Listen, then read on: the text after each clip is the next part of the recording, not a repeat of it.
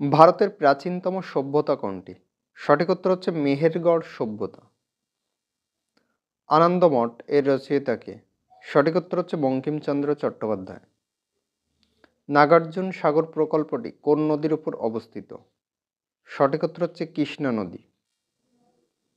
খনিজ তেল কোন শিলার তরল রূপ? সঠিক উত্তর হচ্ছে রূপান্তরিত শিলা। ভারতের বর্তমান জনসংখ্যা কত? সঠিক উত্তর হচ্ছে 142 কোটি। 1 ন্যানোমিটার সমান?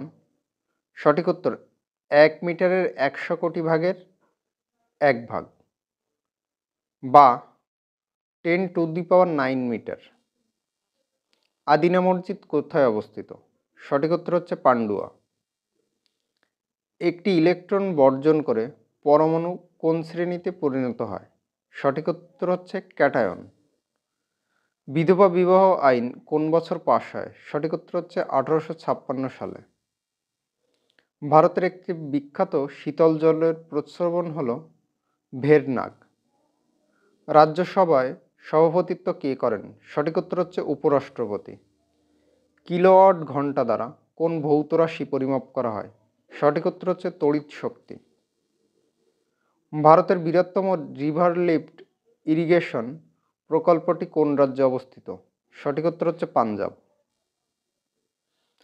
কোন পার্টি বামফ্রন্ট সমর্থন প্রত্যাহার করার পরে ইউপিএ সরকারকে সাহায্য করতে এগিয়ে আসে? সঠিক উত্তর হচ্ছে এসপি বা সমাজবাদী পার্টি।